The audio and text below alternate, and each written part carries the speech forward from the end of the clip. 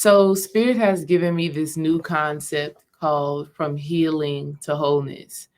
And the way that this new state of being kind of came upon me is that I'm just in a new space in my life right now where I'm no longer solely focused on looking at my psyche, my emotions, my family dynamics, my past traumas, because I've overcome so much. I've overcome so much that Spirit has now pushed me into a state of being of wholeness and power and purpose. And I just realized that sometimes on this spiritual path and sometimes in this self help, self work state of being, we can become overly fixated on changing ourselves, on fixing things about ourselves and healing ourselves. And Spirit has just told me recently that at some point, we have to allow our past experiences to be what they are, which is opportunities for growth.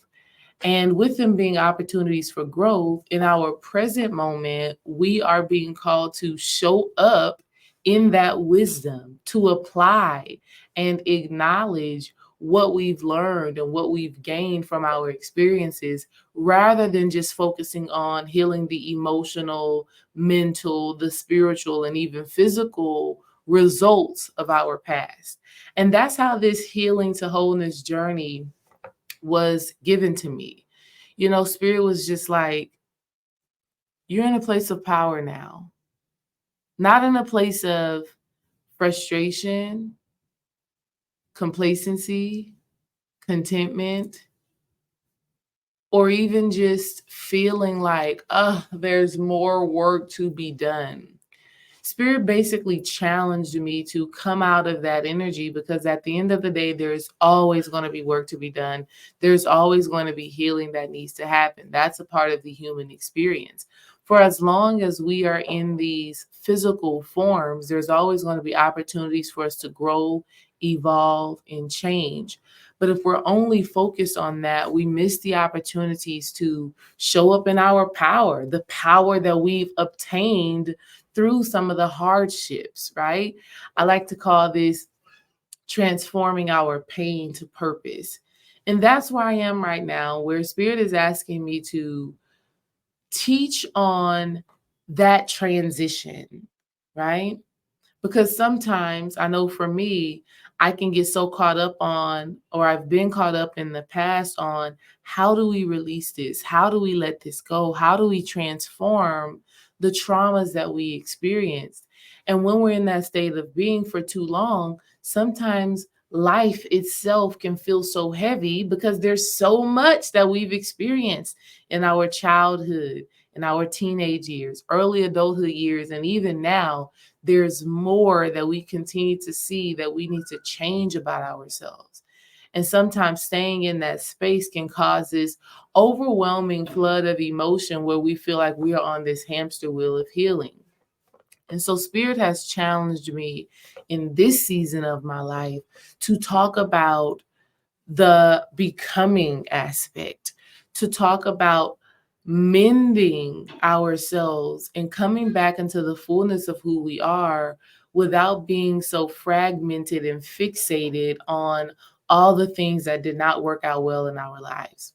What I've realized is that the more we focus on our need to heal, our need to change, our need to fix and control, the more we focus on that, the more we start to see more things about ourselves that we probably don't like, or that we probably are ashamed of or frustrated with.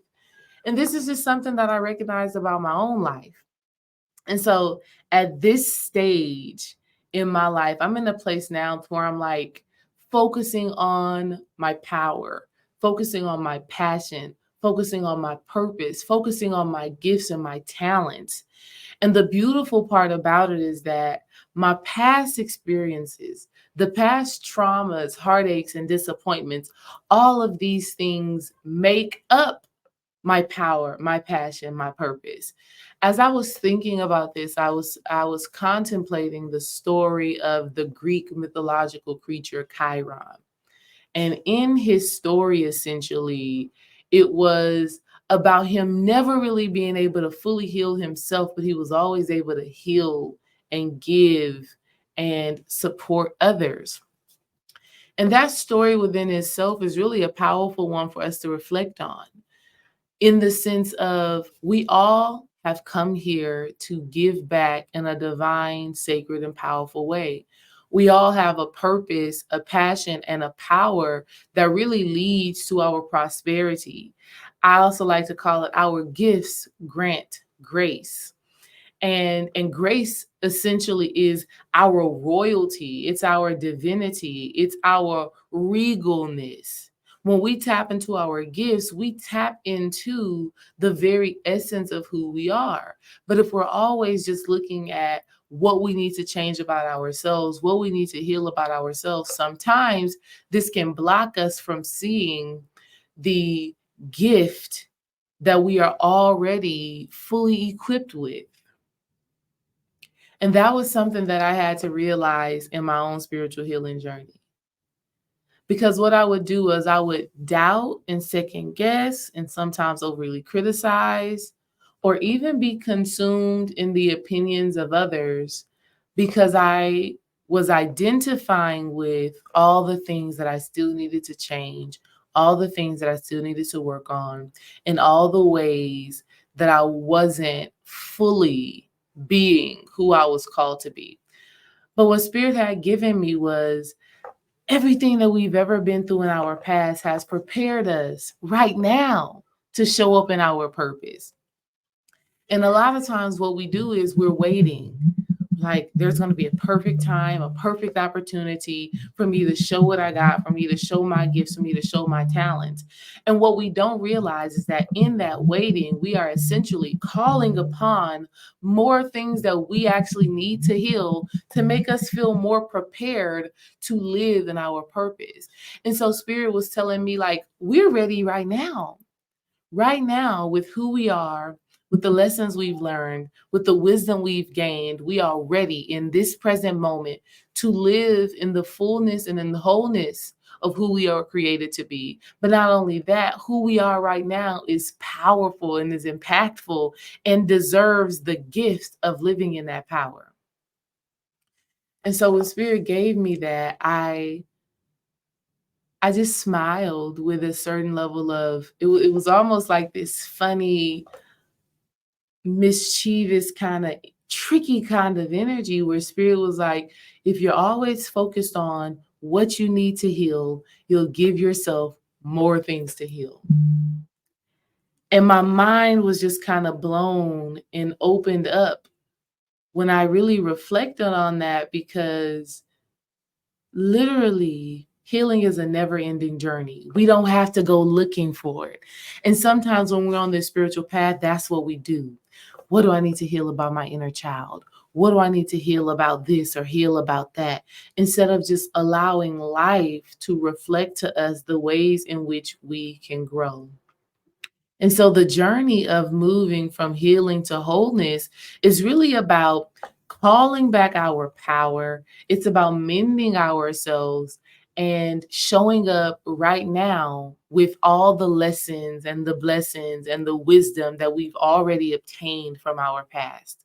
The journey from healing to wholeness is about not second guessing who we are, not doubting or questioning the power that we have today to show up in our passion and our purpose.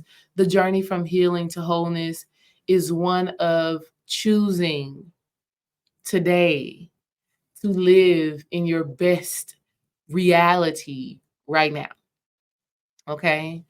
And so I want to invite y'all to go on this journey with me of healing to wholeness. I've already been in the work and just been showing up as my best self today, in my power today, in my purpose today, not questioning, second guessing, or doubting, and not feeling like I don't have enough insight, I don't have enough experience, and definitely not feeling like there's so much more work that I need to do.